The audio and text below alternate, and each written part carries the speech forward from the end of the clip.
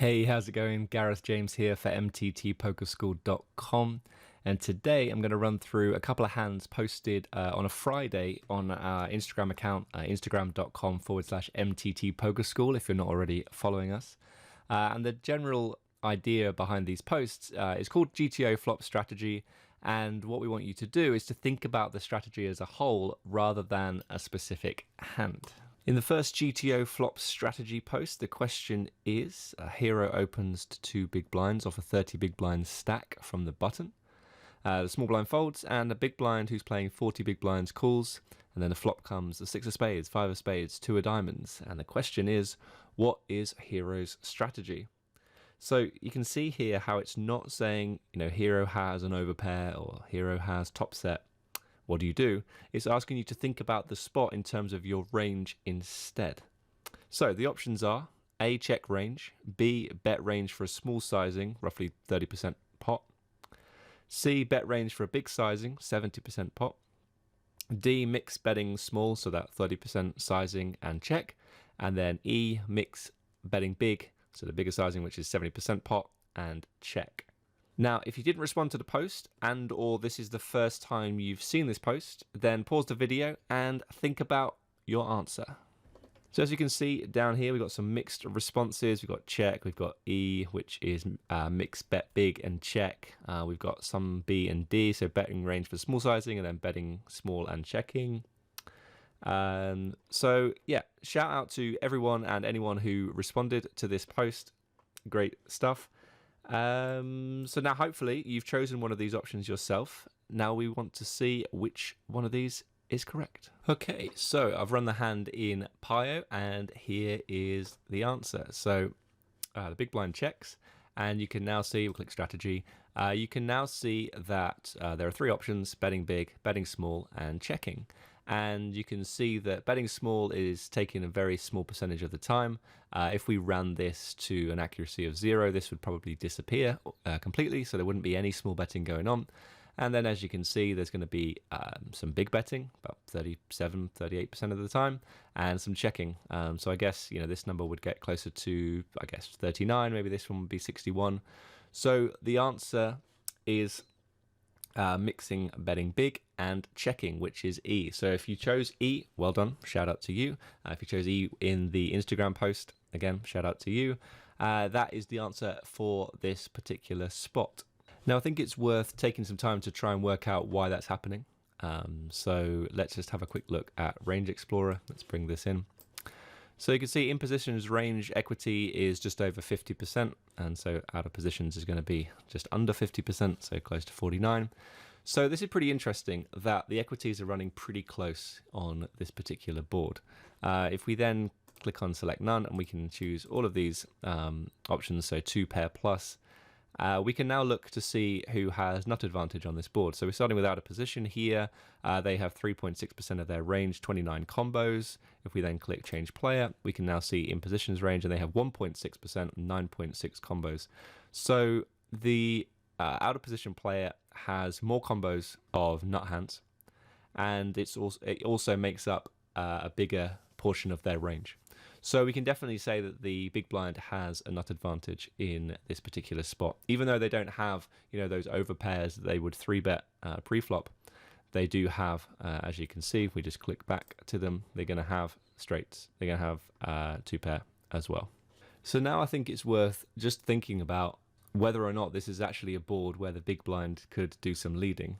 So the question was, fairly straightforward, and we kept sort of the idea very simple, where we say, okay, the big blind checks, and hero has to make a decision as to what their strategy looks like. And as we saw, it was bet big and check. And the reason for that is because the equities run pretty close together, and the big blind has a nut advantage. So the in position player is just going to get punished quite a lot if they bet too frequently on this board. Now, given that the equities do run close together and the big blind has a nut advantage, I think it's worth running the spot again to give the big blind an opportunity to lead on this particular board and see whether or not this is a spot where we actually do have some legitimate sort of donk bets. But actually, we can start calling them leads because, the sort of donk bet connotation is that it's something that someone who isn't particularly good at the game is doing. But actually, we might start to see this is a spot where the big blind should be doing some leading. Okay, so I have run the spot again and given the big blind an opportunity to lead for those same sizings, so 30% pot and 70% pot, and obviously he can still check. And let's have a look. So as you can see, there's a decent amount of leading here for the small sizing. There's a little bit of the big sizing, but generally it's looking at small sizing and check. So obviously if the question on Instagram was, what should the big blind do? What should their strategy look like? And usually we're thinking, oh, well, the big blind called, we should just, he should just check and then proceed from there. But actually, we can see from this simulation that the big blind should start doing some leading for those two reasons we talked about earlier, that they have a nut advantage and the equities actually run pretty close together. So despite them not having sets, the big blind this is, they don't have sets. The big blind doesn't have sets and doesn't have overpairs. But still the equities run pretty close together. This is a board that is, pretty good, as we can see, from the big blind's point of view and for the big blind's range. So yeah, there is some leading going on in this spot, which is very interesting. If he does go ahead and check, let's have a look at the strategy. So it's still pretty similar, still doing a decent amount of checking and big betting, but there is now a little bit of small betting going on as well. So yeah, pretty interesting hand. I just think it's worth sort of exploring these situations in a little bit more detail. So, it's great to look at it from a point of view of, okay, this is what Hero's strategy should look like if the big blind is just, pure checking. But if the big blind is someone that you believe has done some work and understands that these kind of boards are the boards that he can lead, then, your strategy is going to change somewhat. And the way it changes is that we do a little bit more small betting, as you can see, but we still, want to bet big with, these vulnerable overpairs. You can see like sevens through tens and jacks. You can see there's some small betting going on now with queens, kings, and aces. But you can see similar hands to like sevens and eights are these 6x hands in this spot. So yeah, just wants to go ahead and bet big with the best 6x hands here, and you can see now some small betting going on with the weaker hands in this sort of category. Okay, so now let's have a look at another spot. So in this one then, Hero, who has 30 big blinds, opens to 2.1 big blinds from early position, middle position with 35 big blinds calls, and the flop comes to 7 of clubs, 5 of spades, 5 of diamonds. So the question here again is, what is Hero's strategy? So there are 5 options, and they are A, check range, B, bet range for a very small sizing, 20% pot, C, bet range for the bigger sizing, 70% pot, D, mix betting the small sizing, 20% pot and check, and then E, mixing betting the bigger sizing, 70% pot and check. So once again, pause the video, come up with your answer, and then we'll have a look and see what the right answer is. If we have a look at the responses, so we've got various things here. We've got check, we've got bet range for 20% pot, we've got mix betting big and check, check entire range, especially out of position in this spot, we've got check, interesting response about a song, excellent, and betting range for 20% pot and check raise. So quite a lot of checks in this situation, so let's have a look to see if that is correct. Okay, so let's have a look at this spot in Pio and like strategy. As you can see, lots of green, which is check, and you can see there's tiny amounts of big betting and small betting.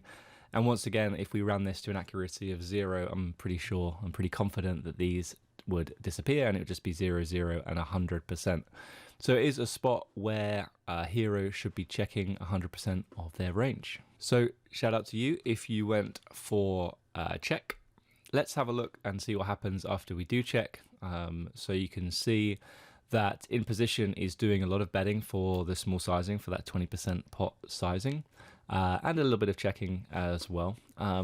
Before we do this, let's actually just have a look at Range Explorer again, see if we can look at the equities. So you can see here that on the 755 rainbow board, in position actually has an equity advantage, 55% versus 45% for out of position.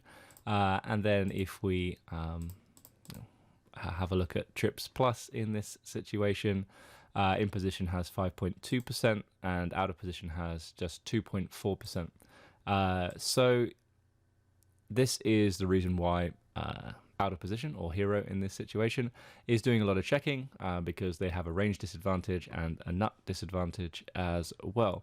Let's just have a look to just sort of round this out, what we're supposed to do versus a bet. So you can see that if we do face a bet, it's generally going to be this small sizing, and you can now see that there's a decent amount of check raising going on here. So obviously depends on the hand, but you can see that you've got some overpairs being check raised here. You've got a full house being raised. You've got quads being raised. You've got trips being raised here, and then you've got sort of a selection of generally sort of overcards with a backdoor flush draw being raised as well. So if we just hover over King Jack in the bottom right hand corner, you can see that spades, diamonds, and clubs are being check raised pretty frequently, and King Jack of Hearts is being called a little bit of the time, but most of the time it's just going ahead and folding, and that's because it doesn't have a backdoor flush draw.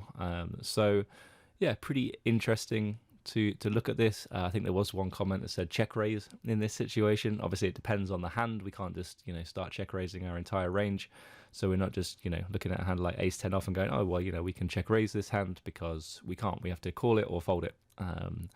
So yeah, pretty interesting to see. And yeah, we're going to start off with a check on this board, and then when we do face a small bet, we are going to respond in this way. So that's going to wrap things up for this video. Hope you enjoyed it. If you've got any comments, please leave them down below. If you haven't done so already, click the subscribe button. And also follow us on Instagram, instagram.com/MTTPokerSchool for more of these kind of spots.